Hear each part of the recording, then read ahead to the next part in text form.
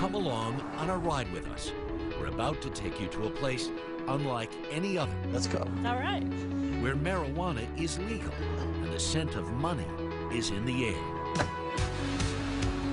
First time I've smoked a joint in a long time. Well, take it easy. It hits really smooth. And I no longer have to feel like a criminal. That's right. I'm not doing anything wrong. Kevin and Rachel are pot tourists, oh so happy to be a mile high. Welcome to Colorado. In Colorado today, the start of a brand new industry. This is by far one of the biggest stories happening in the world right now. Once prospectors came here looking for silver and gold. This bonanza is different. There you go. And everyone is seeing green. That's a lot of marijuana. This is a small portion. We're going through right now 500 pounds a month, and we can't keep up. This feels like what I would imagine the industrial age slamming into the dot-com era, all at the same time. If a state comes along and says it's legal, what do you think the message is to minors? Oh, no. It's terrible. Lots of kids saying, well, if it's legal, how bad can it be? I have grave concern for the country. It's still another intoxicant that is going to get out of control. There are so many unknowns about this really powerful marijuana that it's just too early for me to say how much trouble it's going to cause. We don't know yet. We jumped into this too quickly. Colorado is the first state to legalize pot. It won't be the last. A lot of people are going to lose their shirts, and a lot of people are going to make a lot of money. I'm Harry Smith. This is Marijuana in America, Colorado Pot Rush.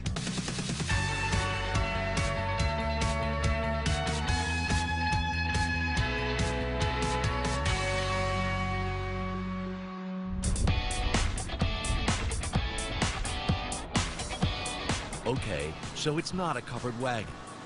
But behind those tinted windows are pioneers. Yesterday I was a stay-at-home mom, and today I'm a stay-at-home mom who can legally smoke marijuana. They've come to the new frontier of recreational pot. Is anybody high so far? I feel buzzed. Yeah, I've got a nice beginning of a light buzz. I'm sure another 10 minutes or so and it'll set in a little deeper. Kevin Ward owns a small business. Rachel O'Clair is a mother of two with a master's in counseling. Each came from Pennsylvania. Here we are. They are strangers in paradise. Look, here we are at Lodo Wellness. Pot tourists who paid $500 apiece to indulge in the pleasures of a state-sanctioned high. Come on in, let's go in. Their guide, Peter Johnson, owns Colorado Green Tours, one of hundreds of companies hoping to take advantage of the state's exploding legal marijuana market, projected to soon exceed $1 billion a year. It's amazing the technology that they're putting into this stuff. I think the industry is going to explode, and I don't think it's going to take 2 years. We've been profitable since day one.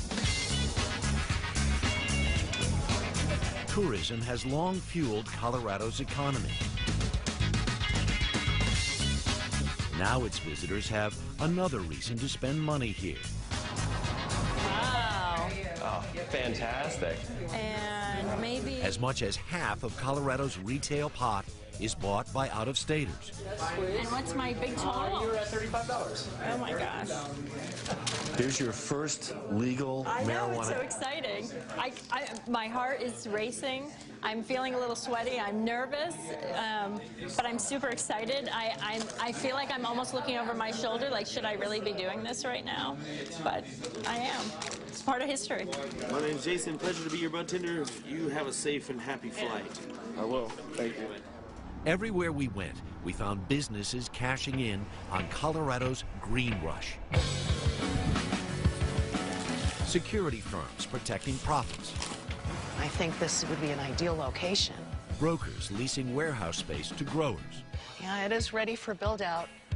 At Denver's Incredibles Edibles, they're cranking out 40,000 marijuana-infused candy bars a month in a kitchen unlike any we'd seen before. That's a lot of marijuana. This is a small portion. We're going through right now 500 pounds a month, and we 500 a month? And we can't keep up. Yeah. Bob Ashino runs the company. Today, his team is cooking up Strawberry Cough Crunch Bars, strawberries, white chocolate, and 100 milligrams of pure hash oil in each and every bar. Are you just tempted to kind of, Make sure it tastes tempted okay? just to take the spoon and go in there and go like that. But then I won't be very reliable at work. Where's the main ingredient? This is the hash oil, just keeping it warm so we can mix better with the chocolate. Wow. Pure, concentrated THC hash oil, fully activated now, ready to go into the bars. I think you need to close that door. Okay. I may be becoming affected by it. The thing that is difficult for me to understand, having not touched marijuana in decades, is the potency of this stuff. You know, if you come in here and eat one of our bars and go hit the ski slopes, you're not getting off the chairlift. You're just going to go around and around. The production of infused edibles and other non-smokable products has taken off, making up nearly 40% of all recreational pot sales. I got a 2 edible limit per person right now. It's easy to see the appeal. No smoke, no stench, no cough, no bongs. We like peach ones too, like the peach dreams. Okay. How about the chocolate? I like the chocolate. What I'm trying to figure out in my own mind, is this innocent or insidious? Do I think this is better than a beer? Yeah. The beer has 0 healing properties. That sounds like rationalization to me. I personally don't have an issue whether you're doing it recreationally or whether you're doing it for medicinal reasons. Just like anything else in this world, as long as you handle it responsibly, the emphasis falls back on you, personal freedom. As pot goes legit, welcome to the future Amsterdam of the West. It's no surprise that investors are taking notice. Welcome to the new legal cannabis industry. We traveled to Las Vegas, where we found 140 venture capitalists looking to get in on the action. Troy Dayton is CEO of ArcView, an investor network focused on the marijuana industry. If you want to be a pioneer, if you want to be part of the next great American industry, then I think this is a good place to play. He predicts the U.S. legal pot market will be worth $10 billion by 2018 as more states come aboard. There's a geyser going off right now, and everybody's trying to figure out who's going to sit on top of it as it shoots off. We are really, really excited about you. Perfect. Love to bring you to Denver. Todd Mitchum has staked his future on a Denver-based company called Open Vape. What they sell is similar to an e-cigarette. Inhale on the pen, and a battery heats a cartridge filled with purified cannabis oil. For the user, discreet, smoke-free bliss. As you look around in here, this does not look like marijuana business. This looks like high-tech startup. The whole field was supposed to be the Google of cannabis. These are supercritical CO2 extractors. The tie-dyed culture of incense and black-lit posters is ancient history.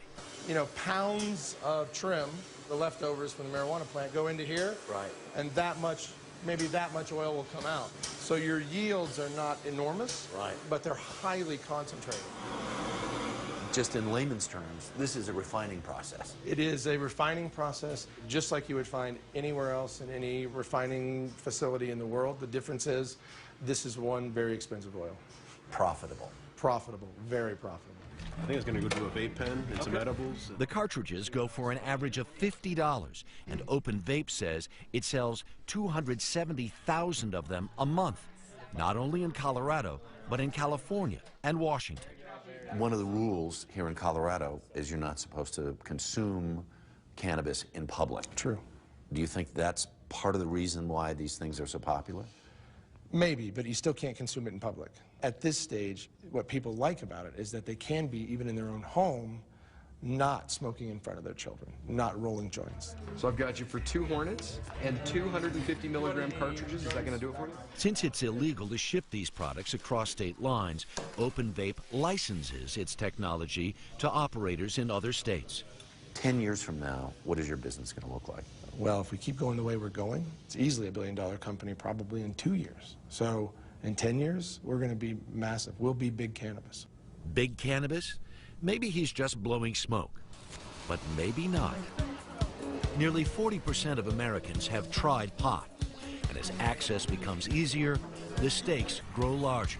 This is not your grandfather's pot. This is stronger stuff that's being grown now for its power. Coming up, one town that's saying not so fast. We jumped into this too quickly.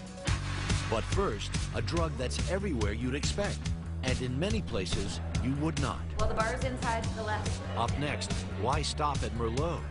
Jane West is throwing a party. I'm producing events that change the face of what cannabis consumption is in America. Friday Night Lights, when we return.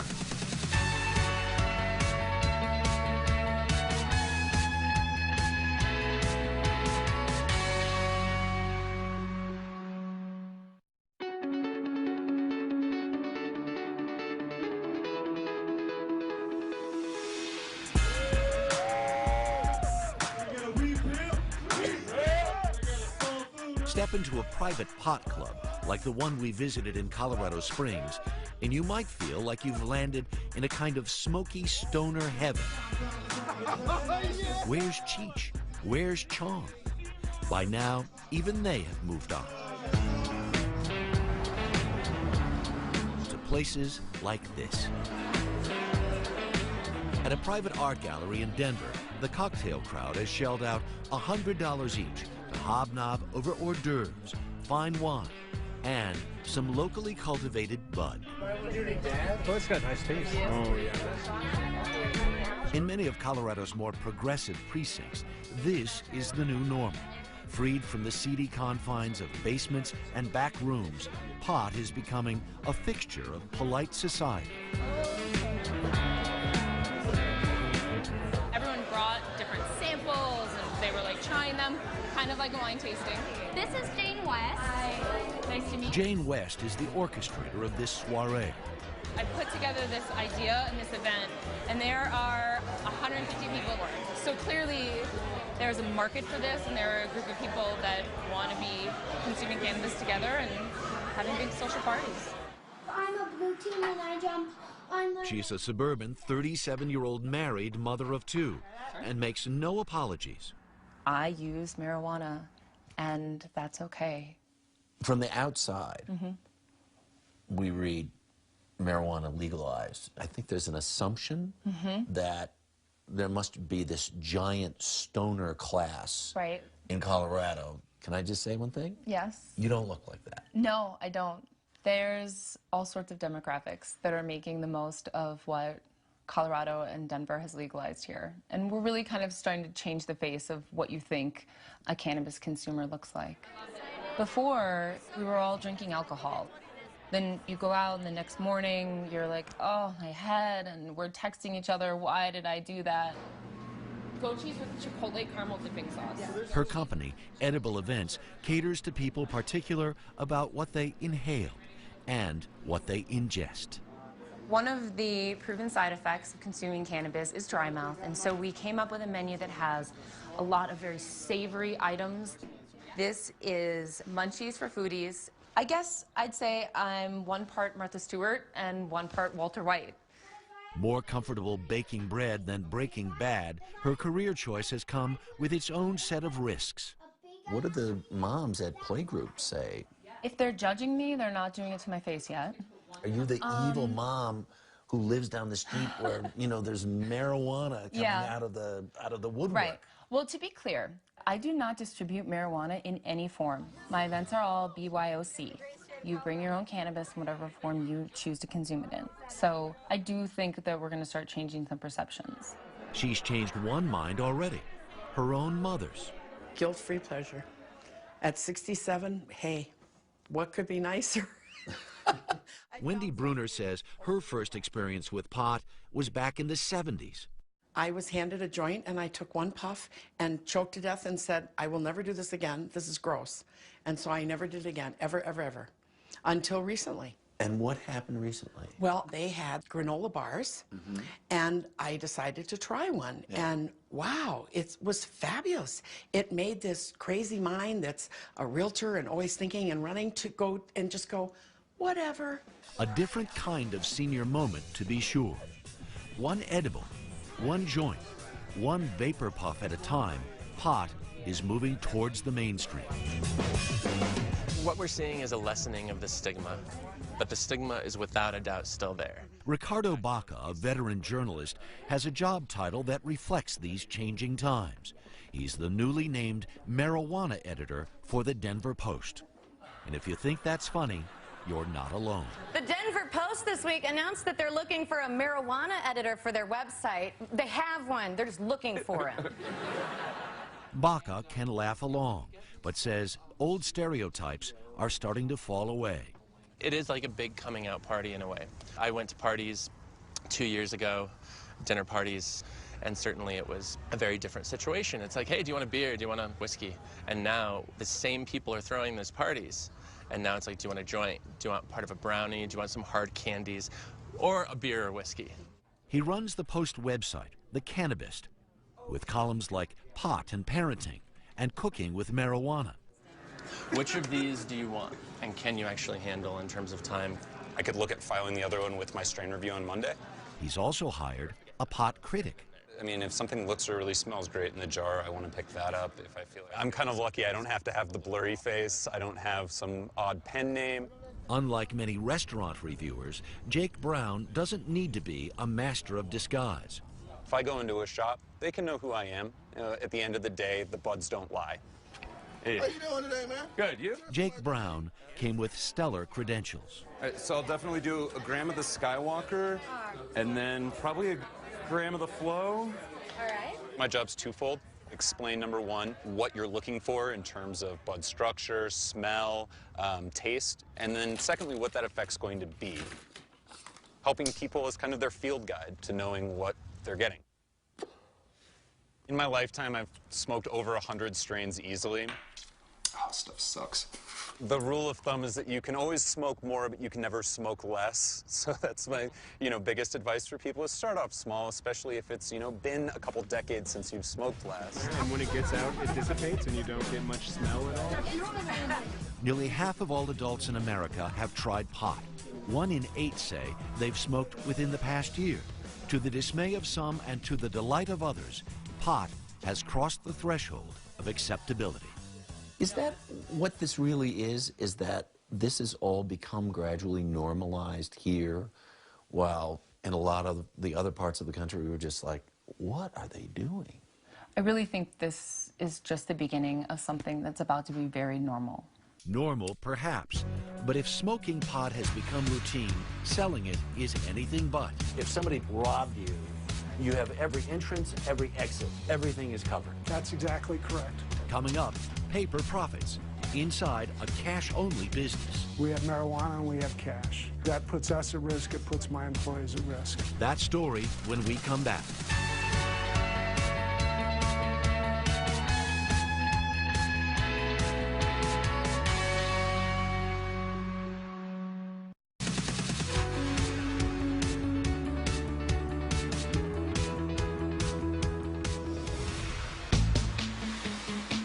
It was history-making, January 1st, 2014. On that day, in cities and towns across Colorado, it became legal for any adult to buy marijuana. Yes. A groundbreaking development because Colorado is not only the first state in the union to legalize pot, it became the first place in the world to legitimize the over-the-counter sale of weed and bud-based products. So both of these are private stock today. Definitely some of the best buds we've got in. 5 years ago, Brian Rudin gave up his law practice and opened a medical marijuana dispensary. Thanks to Colorado's new law, he can now sell to people who simply want to get high. As a business opportunity, what does it feel like to you? Well, it feels like I woke up with a winning lottery ticket. How would you describe your customer flow? Nonstop, one after another. Rudin owns 2 dispensaries with a third in the works. At his Denver store, Star Buds, it's as easy to buy marijuana as it is to buy a tall skim latte down the street. Thank you. Enjoy. To an aging boomer like me, it's more than a little disorienting. Can you explain what this is versus this versus this? Sure. The marijuana plant has 2 subspecies, cannabis indica, cannabis sativa. The sativa plants generally give you a more active high, whereas the indica plants offer more sedation and tiredness and pain relief. An ounce of recreational pot costs almost $400. You'll pay half the price if you buy it off the medical shelf. The marijuana is exactly the same. And yet, recreational pot is taxed at a much higher rate, around 36%. If state projections ring true, total Colorado pot sales could soon bring in more than $100 million a year in tax revenue. And consider this, recreational sales alone could top $600 million a year. You could walk out with a joint that's been pre-rolled. Rudin says his customers spend an average of $40 a visit on a combination of bud and the increasingly popular infused edibles. So this might be a familiar looking candy, a raspberry jelly, and it's going to taste the way it looks. How much can I buy? Since you're not a Colorado resident, I can sell you up to a quarter ounce of marijuana. If I'm a Colorado resident, how much can I buy? Up to a full ounce. To a full ounce. That's kind of a lot. It's quite a bit. And there's no tracking system, which means there's nothing to stop people from buying another ounce at another shop, and then another. Do you have any feelings of moral ambiguity about what you do? Is there any guilt associated with this? No, not at all. I really feel that it's a personal freedom that, let's face it, it's a plant. I believe people should have access to it. I'm doing what I believe in. Pot cannot be smoked or ingested anywhere in public, period. Nor can you take it out of the state. Colorado law mandates that if you sell marijuana, you must grow it yourself. So every legal pot dealer has their own hothouse, an indoor mini farm called a grow. What you're seeing is the weekly harvest. This is the most labor-intensive part of growing marijuana. Each branch is hand trimmed. So literally what we're doing is taking a plant, trimming some of the leaves away, drying it, and selling it. I feel like we're in the inner sanctum. What is this? Okay, so this is the drying room. Normally it's kept pitch black, 55-degree humidity, and it's where the buds slowly dry. Every grow and every store is closely monitored by the state's Marijuana Enforcement Division, which uses radio frequency ID tags to track every plant from seed to sale. Because otherwise, I could just pick it up and walk away with it, couldn't I? Sure, but you probably wouldn't want to do that. If I say Harry Smith has it, they might find you. 20 states and Washington, D.C. have laws that allow for the sale of medical marijuana. Colorado has licensed more than 150 shops to sell recreational pot, with dozens more waiting for approval. The purpose of today's hearing is to recommend whether this retail marijuana store application should be approved or denied. We play by the rules. When you look at Rodney Hurlbut, pot salesman may not be the first thing that comes to mind. I like to have a martini once in a while. That is my drug of choice. But several years ago, after his real estate investments went bust, opportunity knocked, and he bought into 3 medical dispensaries. For lack of a better term, you're a country club Republican, right? That's absolutely true. 5 years ago, you get in the business, word spreads, and there are guys in your club who want to kick you out. That's absolutely true. Oh, yeah, that's good. The doubters at the club eventually came around, just like the more than 50% of Americans who now favor legalizing marijuana, a number that's almost doubled in less than a decade. You're in this business. You've seen it happen. Mm-hmm. How do you account for it? Well, I think part of it is the baby boomers.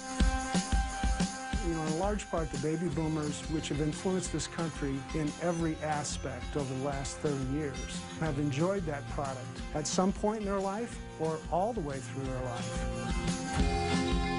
So go west, young man or woman. Opportunity abounds, except for one nagging problem: the feds. The government has signaled it will not interfere with Colorado's legal pot business, but still considers the sale of marijuana against federal law, creating an exquisite catch-22, especially with the banks. Because of the FDIC insurance and the fact that the federal government considers what we to be doing as being illegal, it's considered money laundering. So no credit cards, no checking accounts. How uncomfortable does it make you to be in an all-cash business? It's an absolute nightmare. I have one employee. Predominantly what our responsibility is converting cash to money orders so that we can use money orders to pay bills. Colorado's governor, John Hickenlooper, calls it a recipe for disaster. That's a big issue right now is we can't bank it. These businesses are all cash. If you want to encourage criminal activity, gangsters, make it all cash. We're hopeful the Treasury Department will issue some new language that will allow at least banks to deal with this problem. And then we ought to be able to figure a way to allow this to be bankable. So for now, Rodney Hurlbut is watching his back. If somebody came in here, robbed you, you have every entrance, every exit. Absolutely. Everything is covered. That's exactly correct. The state requires pot shops to keep a close watch on the pot, the customers, and the cash. We have two highly desirable products for the knucklehead.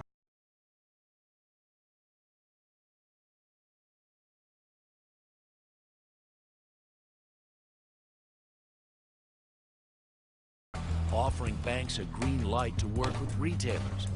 But bankers say they can still face prosecution, so the cash keeps flowing. The true definition of irony is this. The federal government has said what you're doing is illegal and we're not going to support it, aka the banking regulations. But the IRS has issued guidelines on how to file our tax returns. A sense of humor helps as Hurlbut looks to sell recreational pot for the first time and get a share of this cash crop as it emerges from the underground. It's a subculture that's been around for a long, long time. People have been using this product for a long, long time. Maybe it's not a subculture. Not anymore, it's not. And no longer counterculture either. Most of the people that work here are family. When Grandpa gets in on the act, that might tell you something. Look at this, how much you're getting in that ounce. Coming up, the town that just said yes, and the one that did not. What is the benefit to Greeley and its citizens? There really isn't any. Nothing to gain, more to lose. Next door neighbors, a world apart when we return.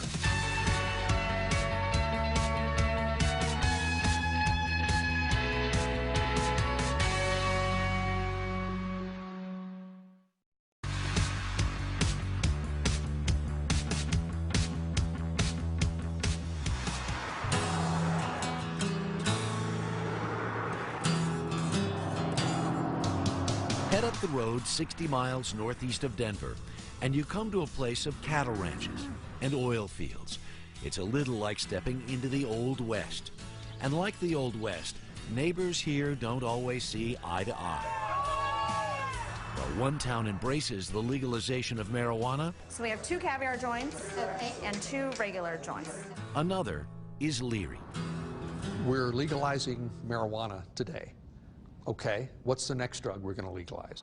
Jerry Garner is the police chief in Greeley, one of roughly a third of Colorado's cities and towns that have said no thanks to legal weed. The voters in Colorado said, we want to legalize marijuana. What did you think when you heard the results of that vote? I thought we're moving way too soon because there's so much we don't know about the stronger pot that's available out there today. We don't know what effects it's going to have on youngsters that get a hold of it. I don't really need more drug-related problems than I've already got. It's a position that's in keeping with Greeley's roots, which go back to its founding in 1870 as a temperance colony. Roots so strong, it didn't legalize the sale of liquor until 19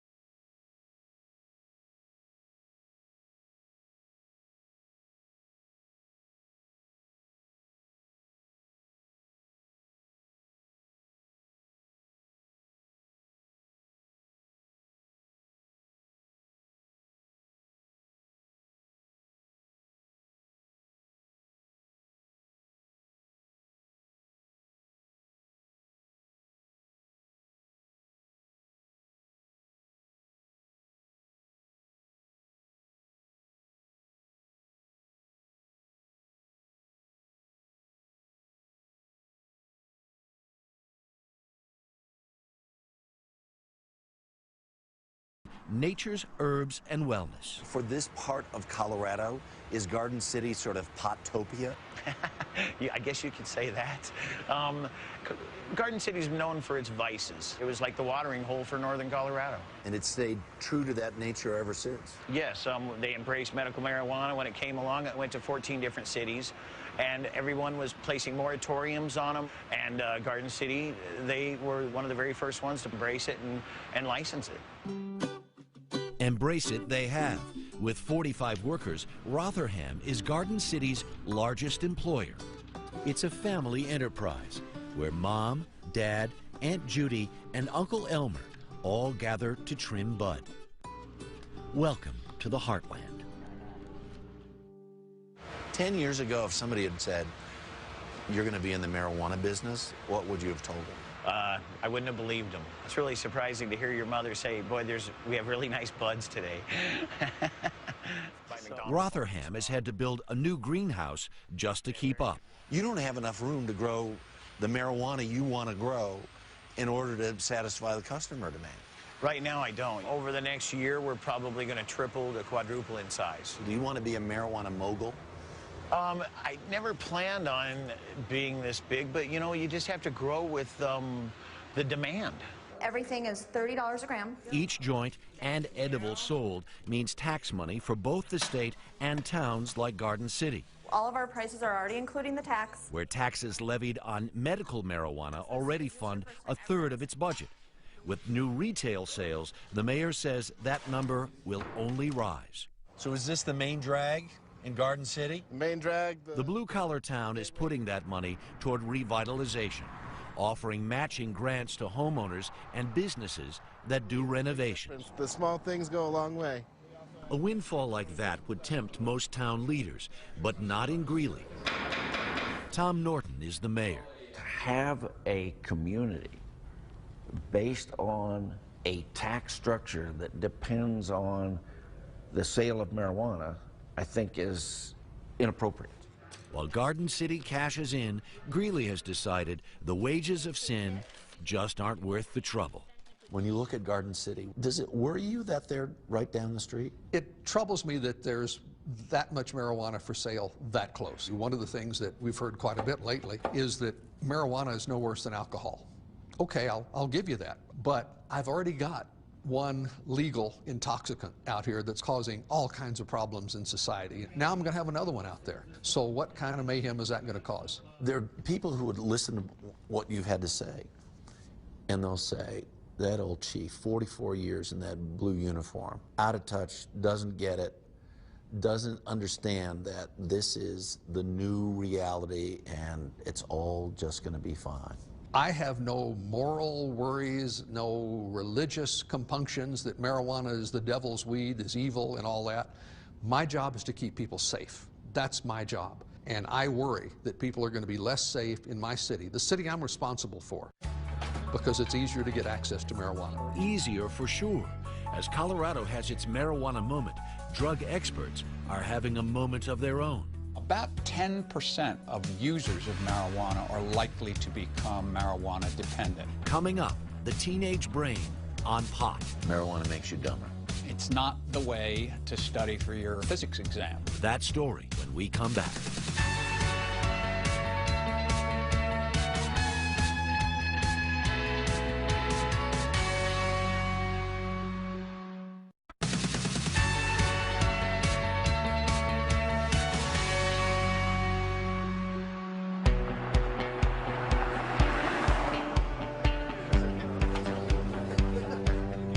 Here to finally get some legal marijuana. You can see the line. Everybody is just so excited for this. Can't wait. This is definitely, Colorado was the first state to actually legalize freedom. If you're looking for a villain or a hero in the liberalization of marijuana laws in Colorado, it's this man, Mason Tvert. Our goal is to end marijuana prohibition and replace. For the last decade, he's been the public and provocative face of legal weed, like here on Headline News. You do admit that it's so addictive. is sex, so are video games. The thing is that Well, you just I you do disagree not with like you. the people that use marijuana. I disagree with you. You just don't like people who use marijuana, and you want to see them that's punished. not it. You know, to wake up and think of marijuana being illegal was crazy, and now things just seem a little more sensible. Did you think this would all happen as quickly as it has?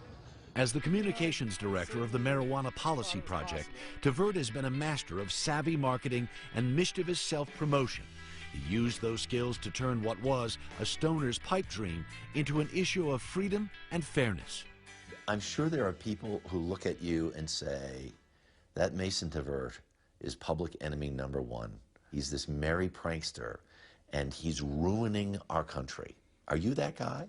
I'm confident that I'm playing for a team that's doing the right thing, and fortunately, most Americans agree that I am, so I'm perfectly comfortable with that. We think the writing is on the wall. Along with others, Tavert identified a clever argument, and he sold it brilliantly. Polls showed that people who believed pot was less harmful than alcohol also thought it should be legal, so he pounded the comparison. The notion of prohibiting the use of marijuana while allowing and even encouraging the use of alcohol is not rational on any level of government. He even compared the two in a challenge to then Denver Mayor John Hickenlooper. We said, hey, I'll meet you at high noon in front of the courthouse and bring your drug of choice, and we'll bring some marijuana, and we'll see which one actually is more harmful. Hickenlooper did not show, but the media did, and found the stunt irresistible. For everyone's entire life, they've been told marijuana is a bad thing that should not be used by anyone at any time. And we've seen people getting over that mindset and starting to recognize that marijuana is not as harmful as we were once led to believe. John Hickenlooper, now Colorado's governor, says legalizing pot is a big gamble. I opposed, and most elected officials in Colorado opposed Amendment 64. You don't want your state to go it alone and do something that's never been done before and immediately become the butt of late-night comedians on TV. Stoners took a moment to thank Governor Hickenlooper. Then they spent a few hours just saying the word Hickenlooper. That kind of branding where people start saying, oh, you guys are stoners, that could be terrible for us. Are you concerned that Colorado becomes known as the stoner state? You know, we've had 3 new Fortune 500 companies, global headquarters here in the last 4 years. We're very proud of that. Some employers are going to, think twice. So these are the 2 cabinets we have for recreational. The governor is acutely aware that being the first on this path means his state has no blueprint to follow. I think most of us recognize that this is going to be one of the great social experiments of the next century. It really is an experiment. It is. I spent 16 years in the restaurant business, and it's like opening a brand new restaurant. But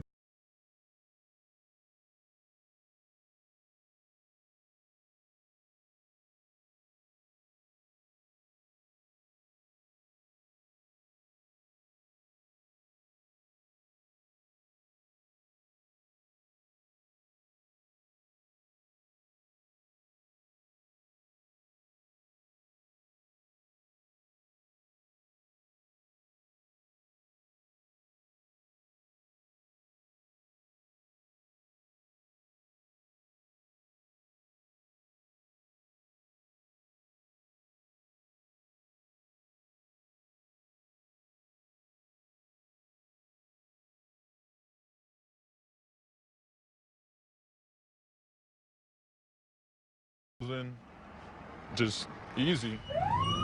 And the dealer says he is definitely not nervous about the police.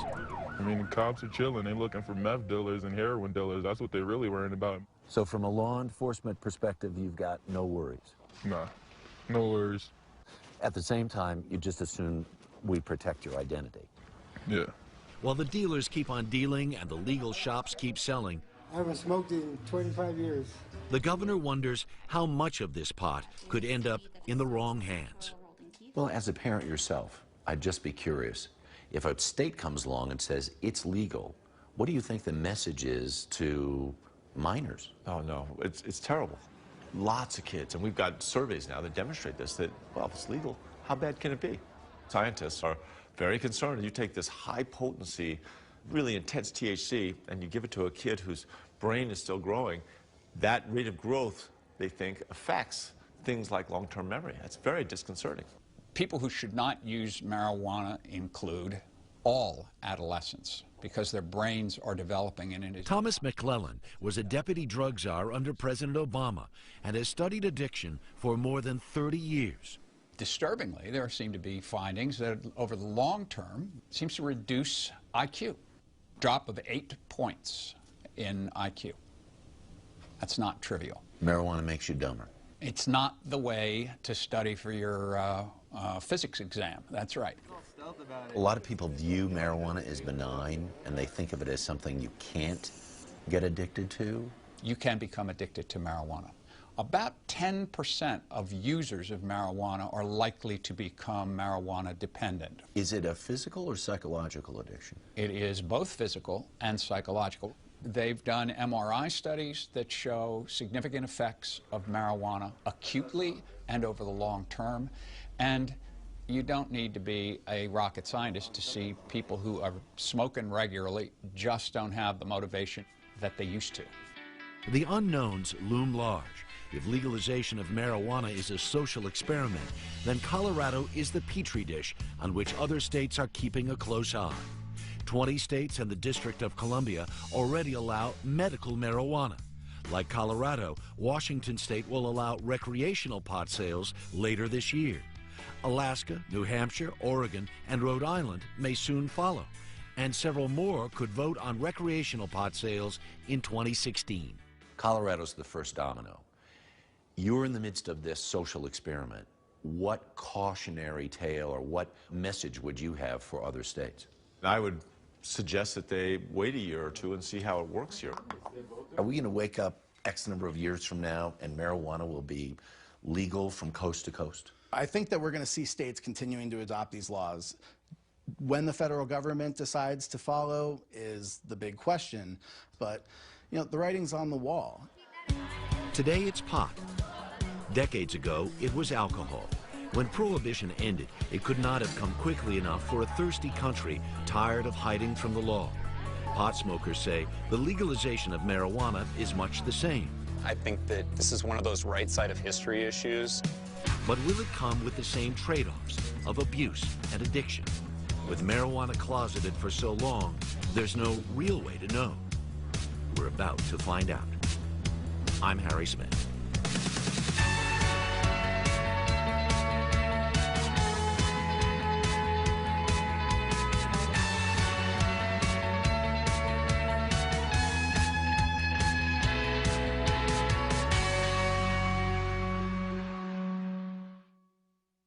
Next, an encore presentation, an all-new look at how Rocky Mountain legal weed is changing America's future and creating a new financial high. Marijuana in America, an encore presentation. Next on CNBC. His Millions, His Rules, The Profit, every Tuesday at 10.